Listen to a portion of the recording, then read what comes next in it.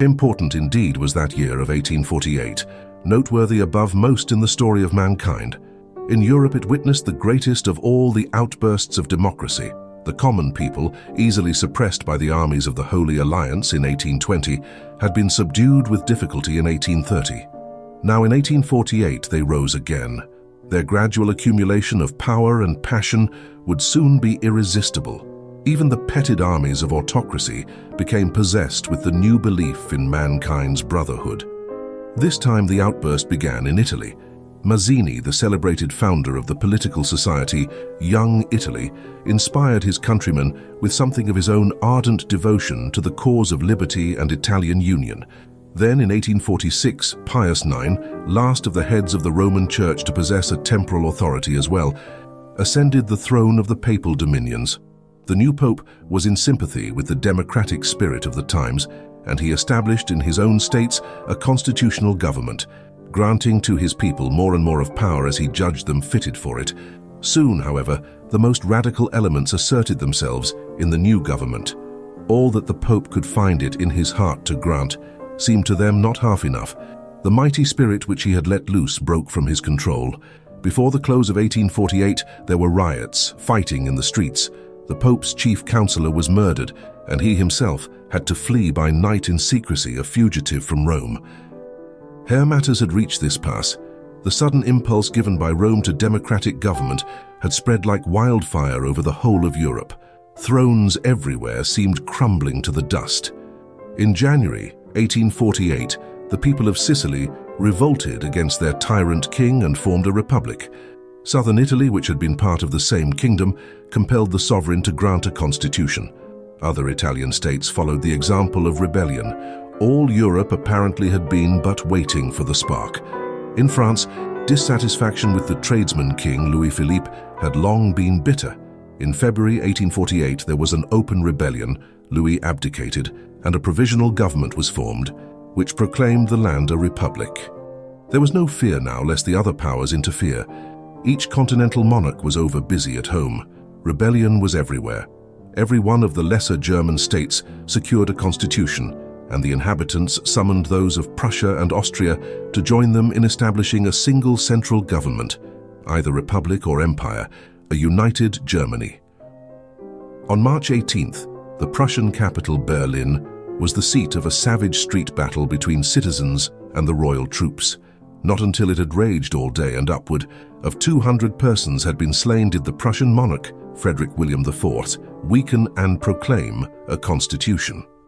Austria, the stronghold of autocracy, the land of Prince Metternich, high priest of repression, had proven as little ready as her neighbors to withstand the sudden storm. On March 13th, the people of Vienna rose in most unexpected revolt, and Metternich, escaping from the city in a washerwoman's cart, fled to England.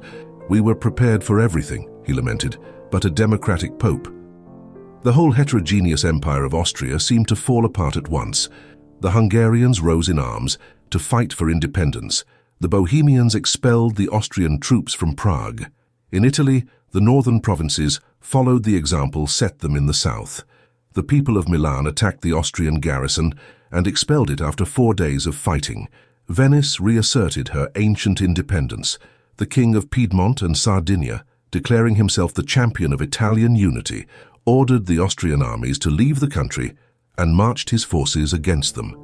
The other little states hastened to accept his leadership and add their troops to his. Yet against all these difficulties, the military power of the Austrian government began to make determined headway. The Bohemians were crushed by force of arms. In Italy, the Austrian general-in-chief withdrew slowly before his many foes until his government could reinforce him. Then he turned on them, completely defeated the Sardinian king at Custozza, and the next year at Novara, and thereby restored Austrian supremacy in northern Italy. Meanwhile, Rome, from which Pius IX had fled in horror, proclaimed itself a republic. Mazzini, the earliest hero of Italian unity, and Garibaldi, its greatest champion, were both members of the government.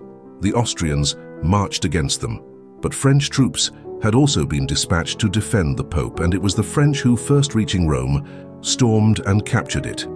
The Republic was overthrown by a republic. Venice was the last Italian city to hold out, and surrendered to the Austrians only after a siege of many months had reduced it to starvation. The Austrian Revolution had also collapsed at home. In October 1848, government troops stormed the city of Vienna as if it had been a foreign capital and defeated the students and citizens who fought the soldiers from street to street. Only in Hungary were the royal armies baffled. There a regular republican government was established under Louis Kossuth.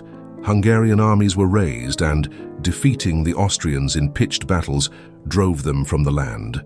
The Austrian emperor in despair appealed to Russia for aid, and the Tsar, having just trampled out an incipient Polish rebellion of his own, came willingly to the aid of his brother autocrat. Just as Austrian troops had so often done in Italy, so now a huge Russian horde poured over Hungary, beat down all resistance, and having reduced the land to helplessness, returned it to the angry grip of its insulted sovereign. Yet Hungary did not wholly fail of her revenge. She had brought about the downfall of Austria as a great political power. The once haughty empire had been compelled to cry for help, to be protected, even as were Italy and Spain, against her own people. Her weakness was made manifest to the world. Never again could she pose as the leader of European councils. Thus it was only in France and Germany that the results of the upheaval of 1848 and 1849 remained evident upon the surface. Prussia and the lesser German states became and continued constitutional kingdoms. Germany was united in a closer, though still vague, union in which Austria and Prussia struggled for a dominant influence. But democracy had in many places committed such excesses that the huge body of the middle classes feared it and turned against it. Such citizens as had property to preserve concluded that, after all, their ancient kings had been less tyrannic than King Mob.